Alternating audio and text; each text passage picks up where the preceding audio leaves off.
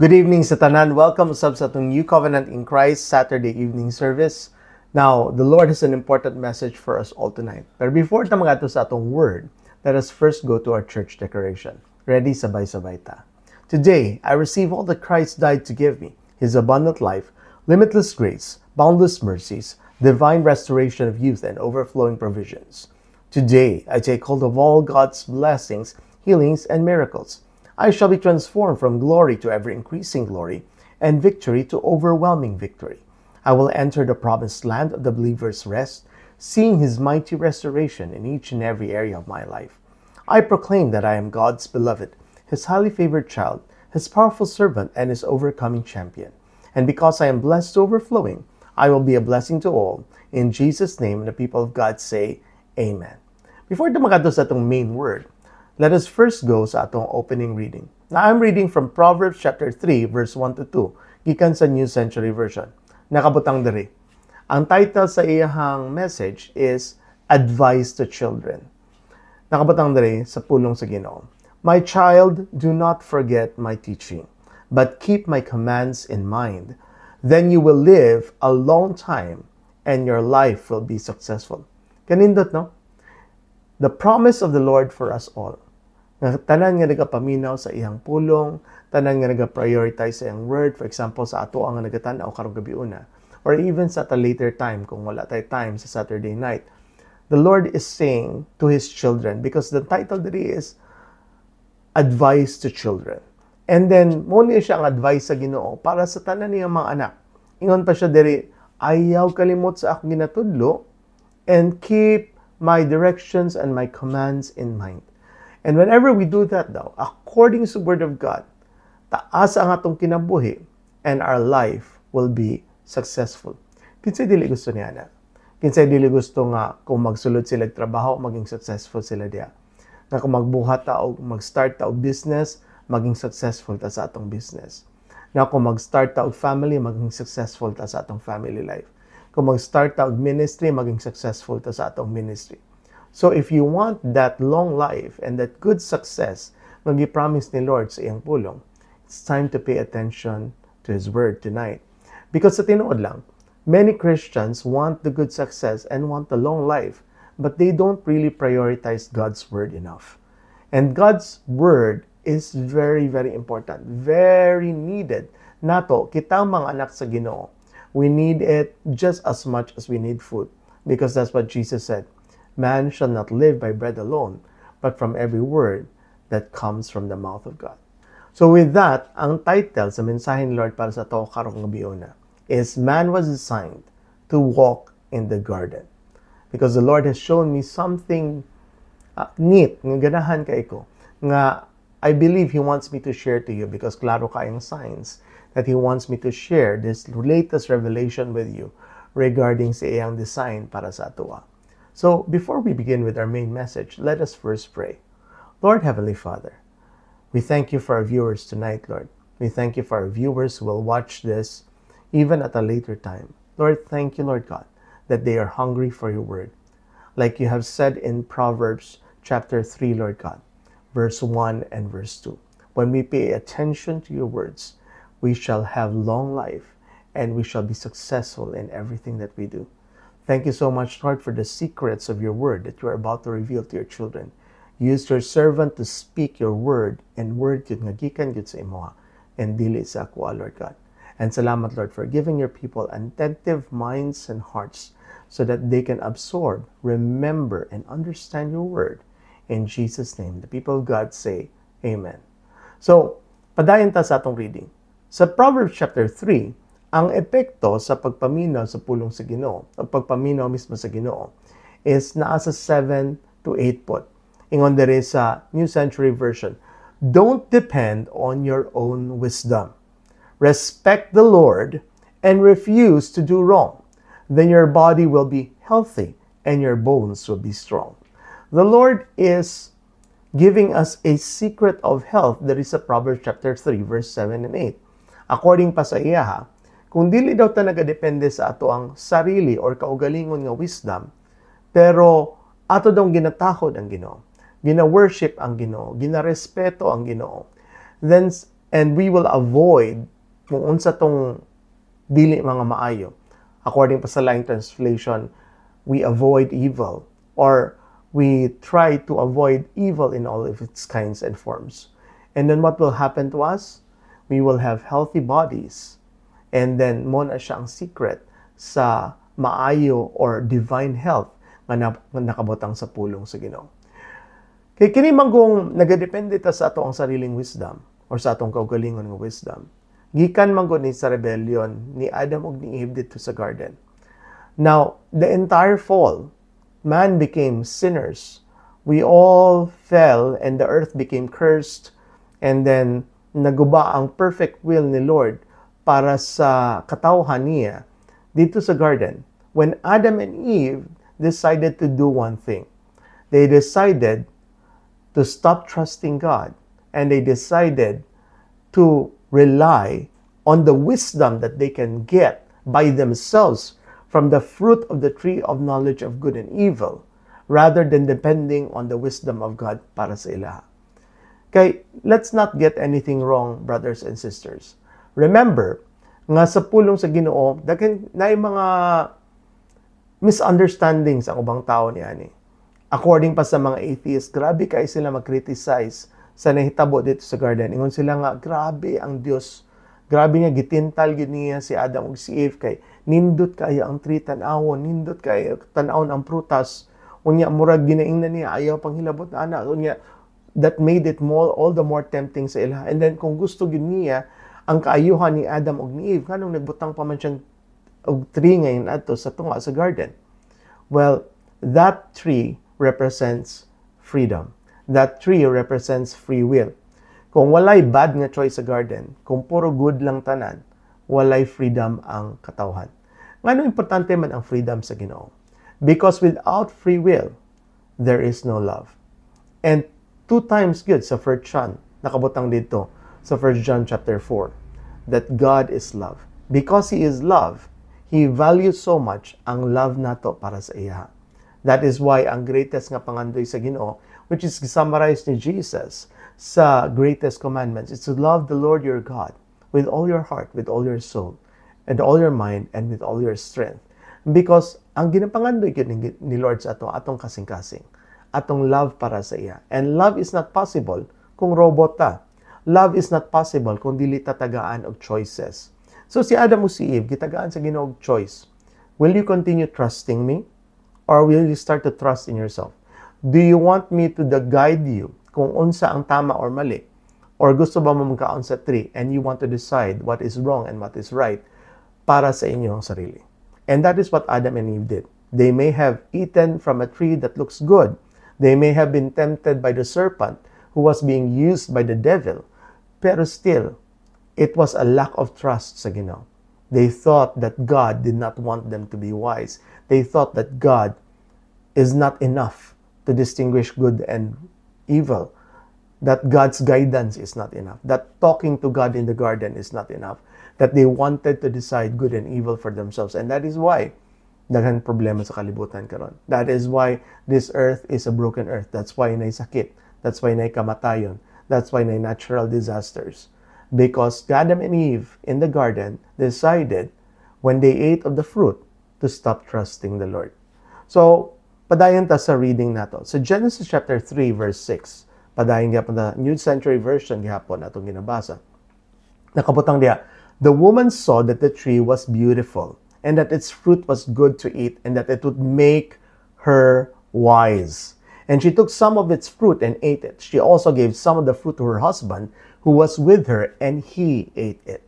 So, ang primary gyud nga temptation ni Satan para kay Adam o kay Eve is not nga lami ang pagkaon, because they had freedom to eat all the fruits in the garden.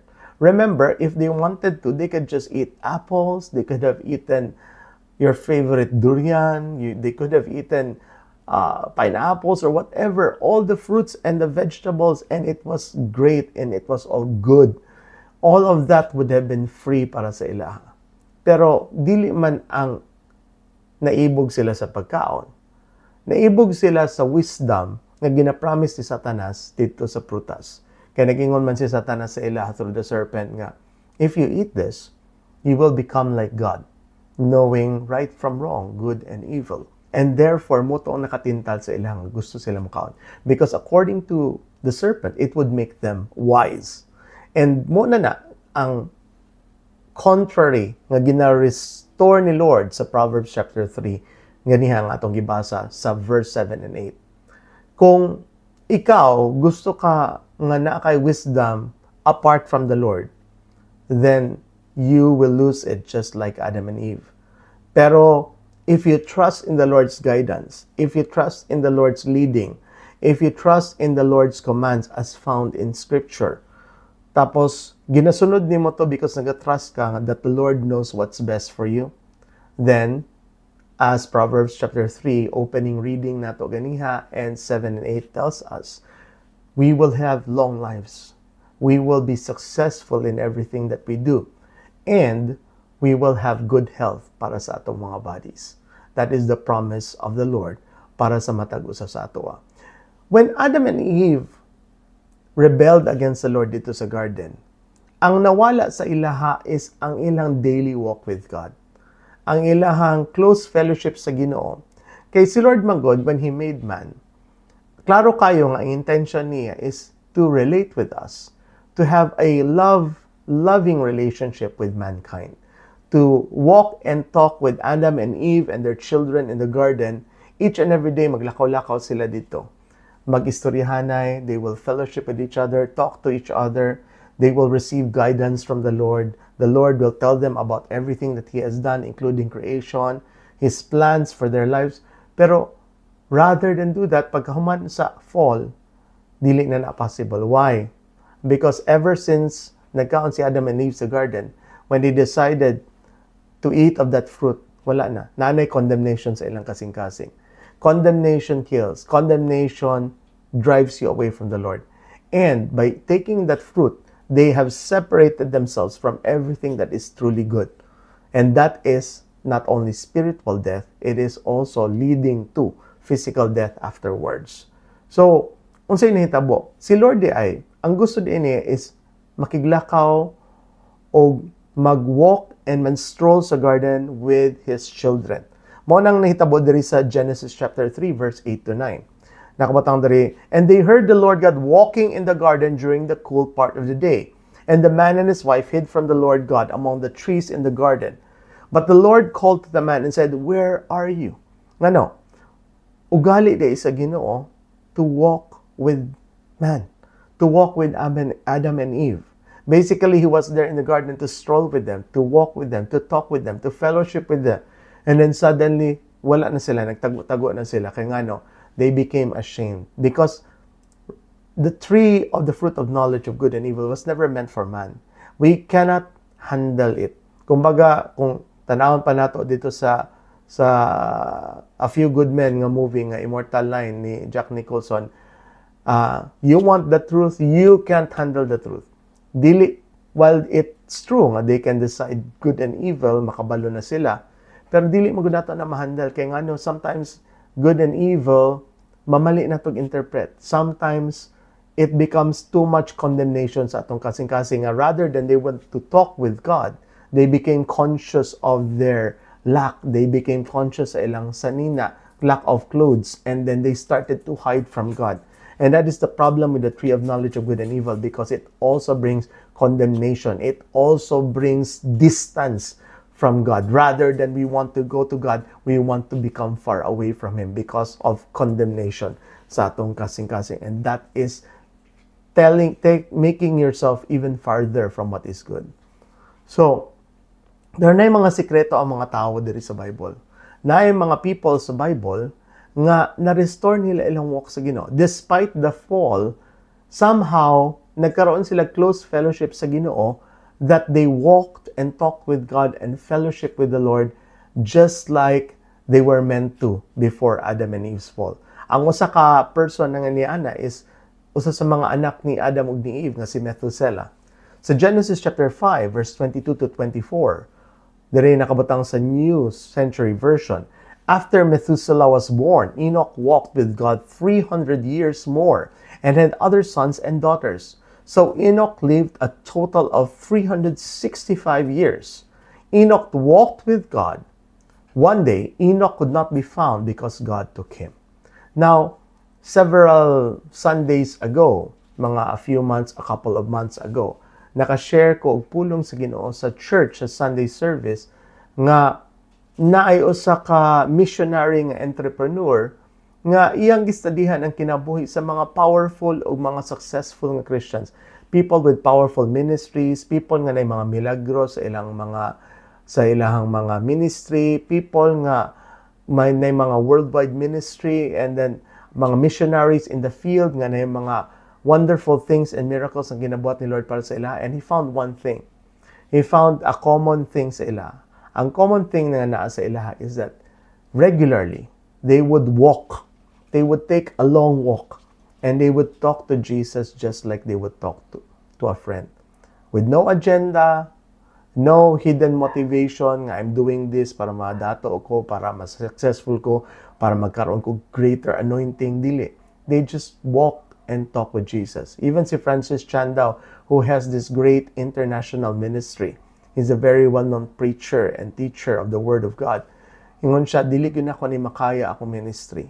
Ang ginabuhat na ako karon kung dili sa ako ang regular walks with the Lord. Naagi ay literal nga walk nga ginabuhat ni mga Kristohano nga kini. Ngano sila nakakitag mga kadaugan all the time. Nganong puno og victory ilang kinabuhi. Nganong puno og success, nganong puno og anointing, nganong nay mga milagro sa ilang mga ministries is because they spend time with the Lord just like they would spend time with a friend. And I believe mo ni gibuhat ni Enoch diri. Enoch walked with the Lord. It does not only mean he had close fellowship with the Lord or nga naminaw siya kay Lord, but he had this habit of walking and talking with Jesus as though he were a friend. And ang Ginoo wala gyud nakaagwanta na. According pa sa verse 24, Enoch walked with God, and one day Enoch could not be found because God took him. Enoch had a advanced rapture. He did not pass through death anymore. He was lifted by God into heaven. The Lord enjoyed his walks and talks with Enoch so much. Ngayon siya nga, Enoch, din ako maghulat nga mamatay ka pa. I'm just going to bring you up here in heaven, and then is that okay with you? And then I'm sure si Enoch would say, sure, Lord, I would love that. And then he was up there in heaven. And then there are only 3 people who were lifted, body, soul, and spirit into heaven. That's Enoch, that is Elijah, the prophet, and Jesus lang yun. Nobody else. So, and nakapunta po dito sa verse 23 that Enoch lived a total of 365 years. Now, walay coincidence in the Bible. 365 is the same number of days that we have in a year. This means, I believe, nga ginaingnan ta ni Lord karon nga it is possible to walk in close fellowship with the Lord all the days of our lives, all the years, all the time.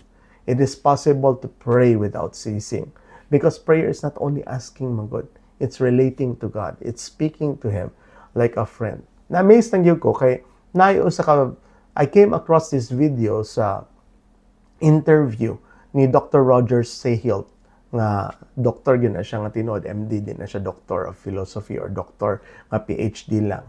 And then naay mga bagong studies daw karon nga ang tao daw nga naga-walk sa sunlight for a certain number of minutes per day, lalo na katong kanang kusog yung kaayo ang sun, naa di ay mga health benefits niya na.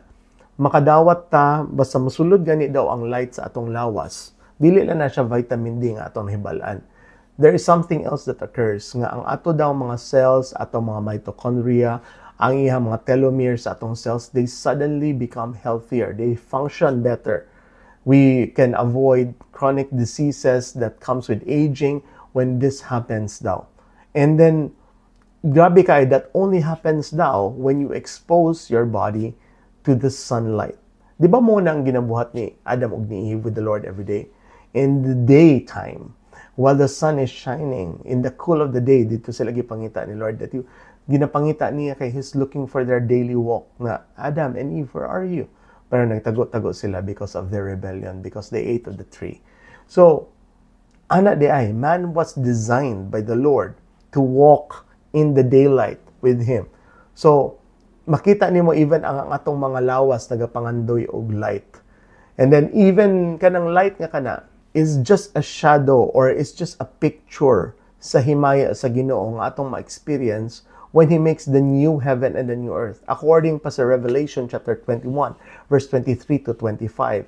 Basta nagbuhat na sa Ginoo, nagbuhat na si Lord o kanang new heavens and new earth where He wants to live with His people forever and ever in the city that He will establish in Jerusalem banda. Nakabutang dito, the city does not need the sun or the moon to shine on it because the glory of God is its light and the lamp is the city's lamp. Cute kaya.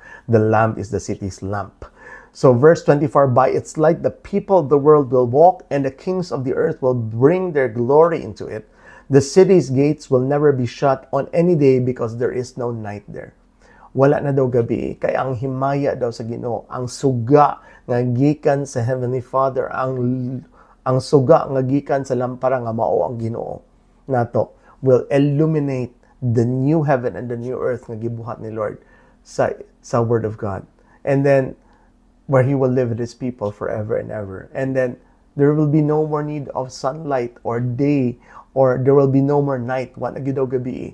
Kay that is the glory of the Lord na lang gyud ang magsiga para sa ato. So ang Sunday ay gibuhat din ni Lord ang sun to be a picture of His glory.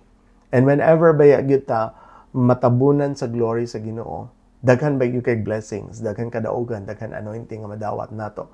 And at the same time pod, kung unsa sa natural maupod sa spiritual, napoy mga spiritual truths ang natural. Even si Solomon took examples from the animals and even si Jesus because kung unsay naa sa natural na yung mga hidden messages si Lord dito. And then ang Sunday ay nga gina-absorb nato is a picture sa gina-absorb nato nga glory o himaya sa Ginoo sa atong kinabuhi.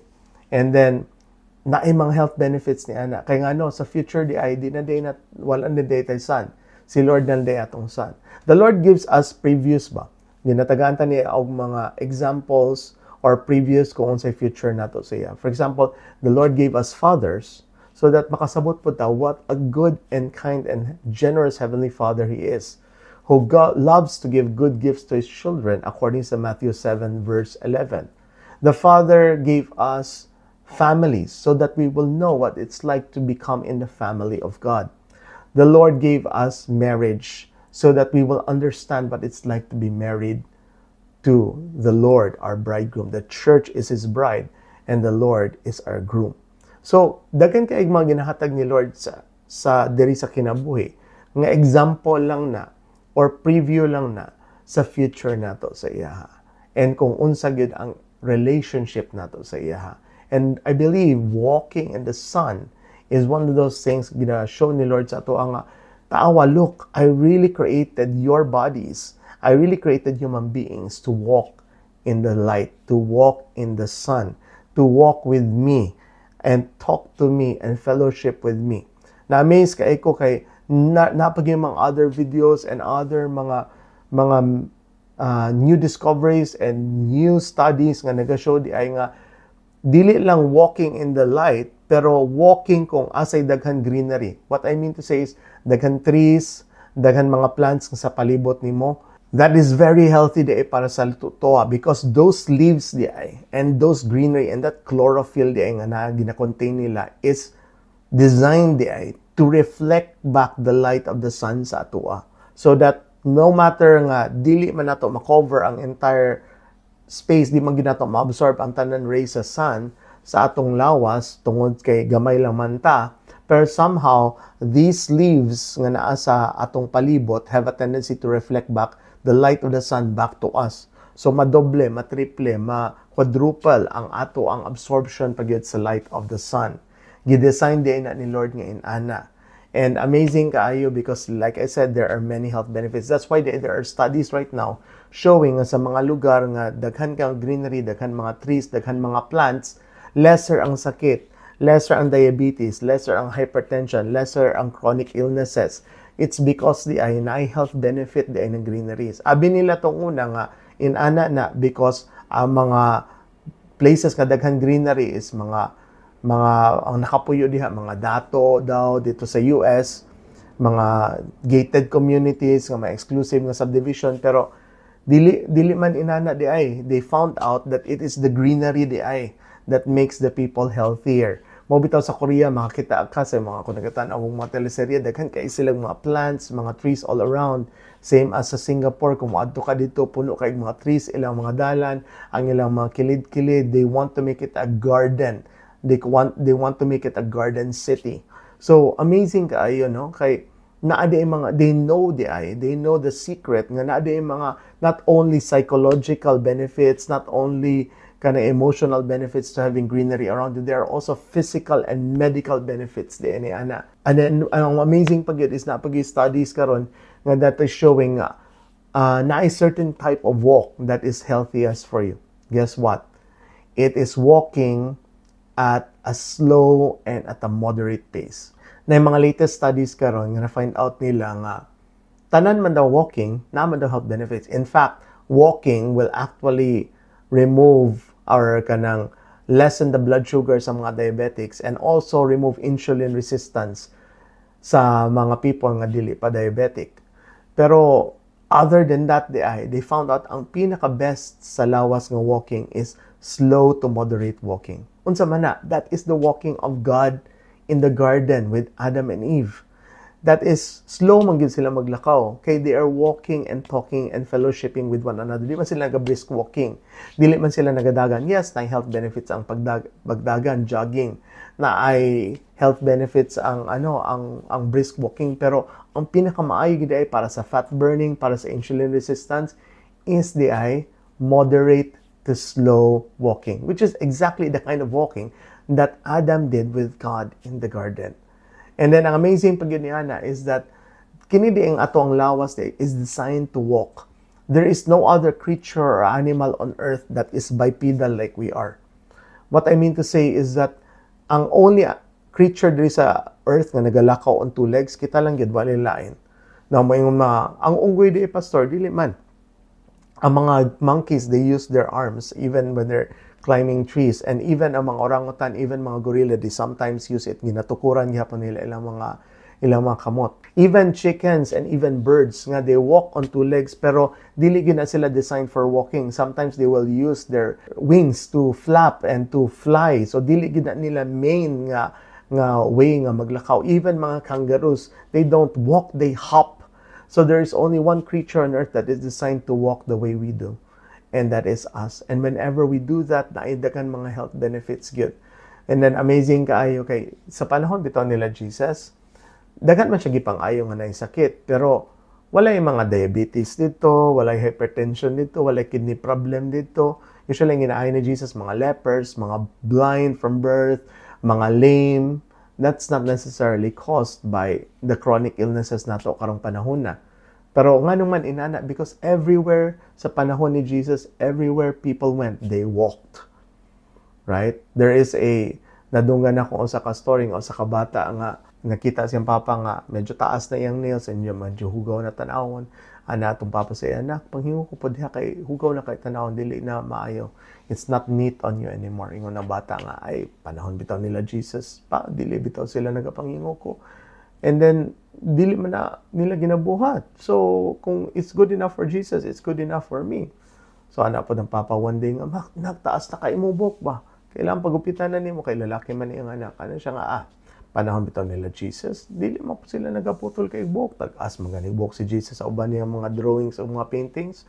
So ano siya nga, ako, if it's good enough for Jesus, it's good enough for me. So one day, ang bata ningon po siya pa, manghulam ko sa sakyanan kay moadto ko sa mall. Ana ang papa nga, kabalo ka sa gibuhat sa panahon nila Jesus, wa gyud sila nagasakyanan. Nagalakaw lang gyud sila bisan asa sila magkadto. So therefore, pagpaktas dito padulong sa mall, if it's good enough for Jesus, it's good enough for you. So mo pa daw na ang sikreto nganong walay mga inana ang mga sakit ng walay mga diabetes, walay mga hypertension, walay mga modern diseases nato karon ba? Even possibly, I don't know, maybe even ADHD, wala pa na nag-exist una. Mga autism, wala pa na nag-exist una. It's possible nga na pa na health benefit diha. But the thing is, man was created to walk in the garden. And makita nato from science itself, daghan kay mga confirmation nga man was meant to walk slowly His design was to walk slowly and moderately, to walk in the sun, to walk in the light. And that is because ang original design mo ni Lord sa to is to keep walking and talking with Him. Now, maingon ka karon nga, maingon mo karon later nga, si Enoch ang walking faithfully with God, that's just an expression of having fellowship with the Lord. Maybe it's more than that. Kaya like I said lagi, katong entrepreneur nga missionary, he found out that people literally walked with Jesus.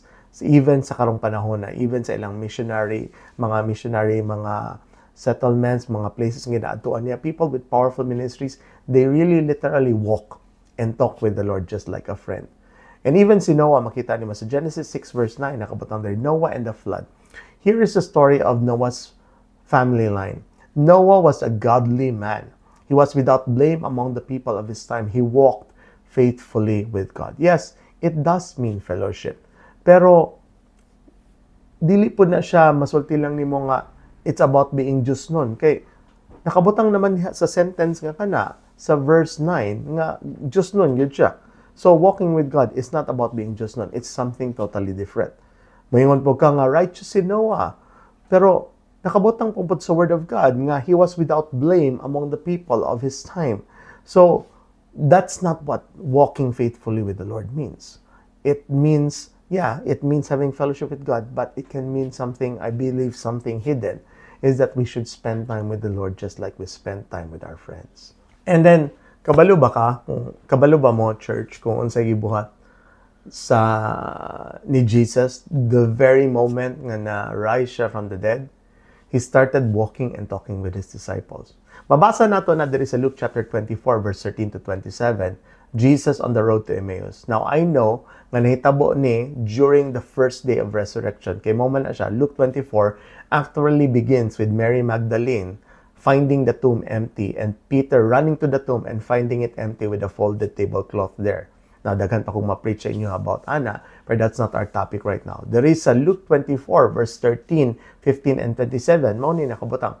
On that same day, the day that Jesus was resurrected, two of Jesus' followers were going to a town near Emmaus, about 7 miles from Jerusalem. While they were talking and discussing, Jesus himself came near and began walking with them. Then, starting with what Moses and all the prophets had said about him, Jesus began to explain everything that had been written about himself in the scriptures. So karon, di ba, we are not supposed to trust in our own wisdom like Adam and Eve did when they ate of the tree of knowledge of good and evil. We're supposed to trust in the wisdom of the Lord. And the wisdom of God is found where? In the Word of God.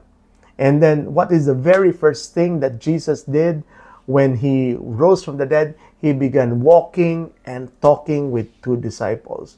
Mura ginaingnan ni Lord nga, because of my finished work on the cross, na ay something hidden rin nga ginapakita niya sa tuwa. He's saying na, restored na atong walk. We can start walking and fellowshipping with one another just like I did with Adam and Eve before the fall. Because of what I did for you on the cross, we have now unbroken fellowship, and I can share with you my wisdom once again if you rely on His wisdom. If you don't rely on your own wisdom, kung nagakonsulta mo sa Ginoo, according pa sa Isaiah, sa book of Isaiah, usa kang kalagot ni Lord or kasuko ni Lord sa iyang mga people is that di na daw sila nagakonsulta sa iya.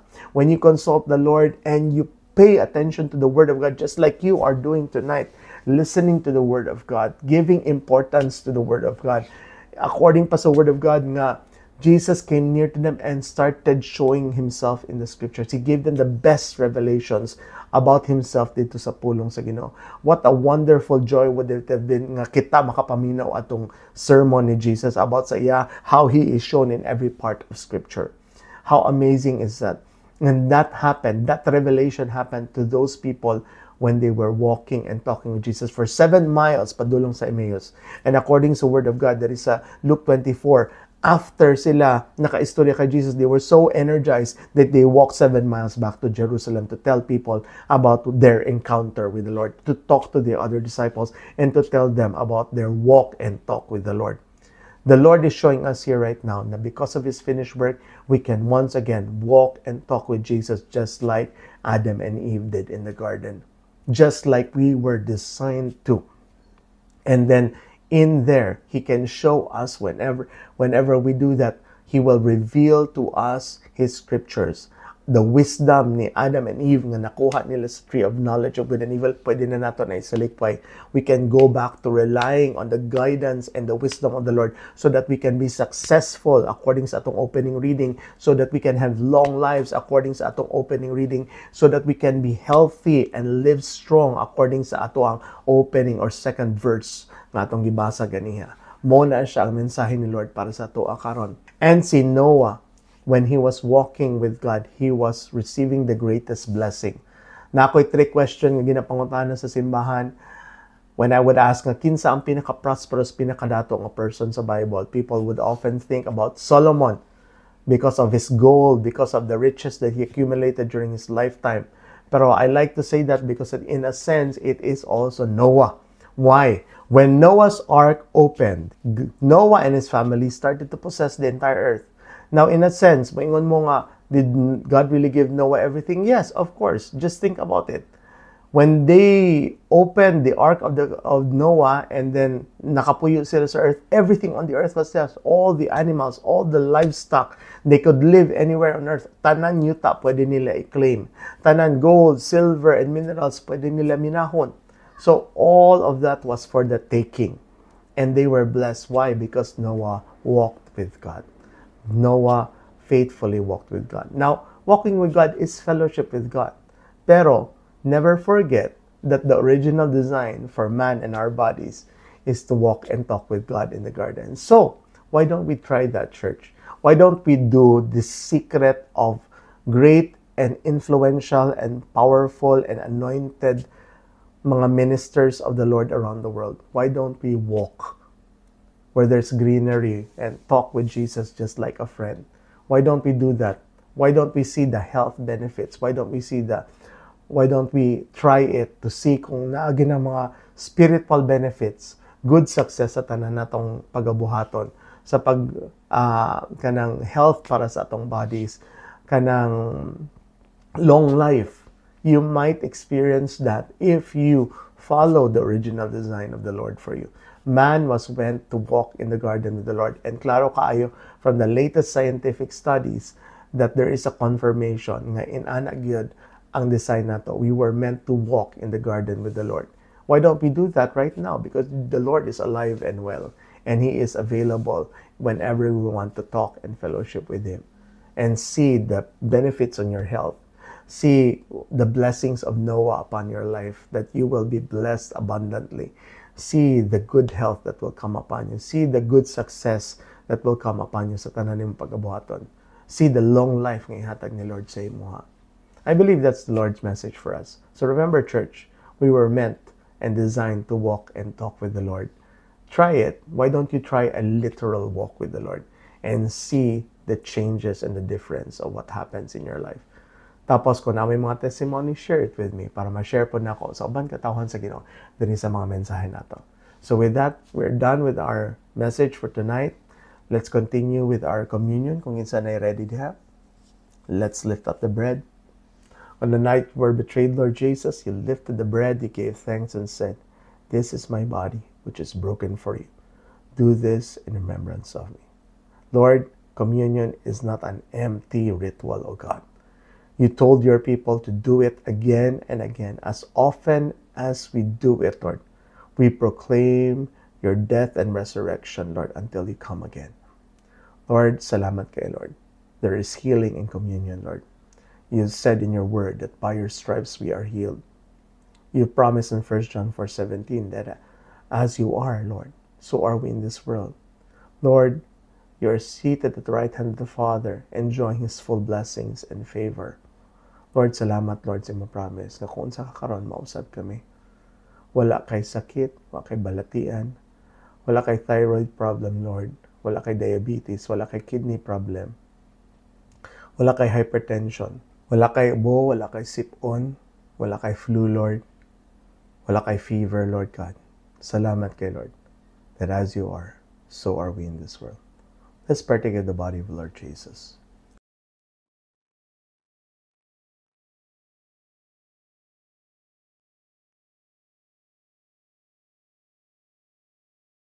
Let us lift up the cup. On the same night, Lord Jesus, you lifted the cup, you gave thanks and said, This is my blood, the blood of the new covenant. It's shed for all for the forgiveness of sins. Do this in remembrance of me. Lord, salamat kay Lord. Your precious blood ran down from that cross, Lord, and washed us from every sin of our entire lifetime, Lord. You said, Lord God, in 2 Corinthians 5:21, that you became sin on that cross so that we would become the righteousness of God in you. Lord, you said also in your word that you rain blessings upon the heads of the righteous. Thank you, Lord, sa Hebrews 10:14, that by one sacrifice you have perfected forever those who are sanctified. Salamat kay Lord, because you have washed us clean and made us the righteousness of God in you. We can also receive every blessing, every promise in your word. They are all made possible by your blood. Thank you, Lord Jesus. As we drink your blood tonight, we also receive every blessing, every promise, every victory in your word. In Jesus' name, let's drink the blood of the Lord Jesus. Hallelujah. Let us pray. Lord, thank you, Lord, for your people who are watching tonight. I pray that you bless them in every area of their life, Lord, especially sa ilang mga trabaho, sa ilang businesses, Lord God, sa ilang sources of income, Lord. Salamat, Lord, for teaching them the importance, principles of stewardship, O God, so that they can live, Lord God, sa sagana, Lord God, and prosperity all the days of their life. Thank you, Lord, for prioritizing, Lord God, teaching us to prioritize your wisdom, Lord God, rather than our own, Lord, by consulting you, by asking you, by seeking your will in your word, Lord. And salamat po kay Lord sa pag-bless sa matag usang nagatanaw karong gabi una, and those who are watching at a later time. Thank you so much, Lord, for blessing them spiritually, emotionally, financially, Lord God, and physically with your divine healing and divine health as well. Lord, salamat, Lord, sa pag-bless kay Pastor Arman, kay Sister Gina, kay Harold, kay Angel. Salamat po, Lord, sa pag-bless sa Batinao Church, Lord God, sa satellite church na mo dito, Lord. Salamat, Lord, sa paghatag o provide sa tanan nilang needs dito, Lord. Salamat po, Lord, sa pag-bless, Lord God, kay Pastora Pinky, kay Brother Rafael, O God, kay Jessica, kay Joshua, kay Princess, Lord God. Salamat, Lord. Tanan nilang needs, Lord, will be abundantly provided by you according to your riches and glory. And salamat, Lord, sa kadaugan po, Lord, sa tanan struggles and tanan mga challenges na ilang gina-face. Salamat po, Lord, sa pag-bless kay Sister Mimay, kay Pastor Dexter, Lord, kay Baby Noah, Lord God. Salamat, Lord, sa divine health, Lord God, even, Lord, kay Baby Noah, Lord God. Salamat kay Lord for the victory yung ginhatag nimo sa matag usa na nagatanaw karong gabi una, and even at a later time. Now the Lord bless you and keep you. The Lord make his face to shine upon you and be gracious unto you. The Lord lift the light of his countenance upon you and give you his perfect shalom, both now and forever. In Jesus' name, and the people of God say, Amen. Thank you for watching us tonight. Join us as well tomorrow sa atong church service. Dito sa church site at 9:30 in the morning na ay devotional before we begin our service. Shalom. See you. Good night.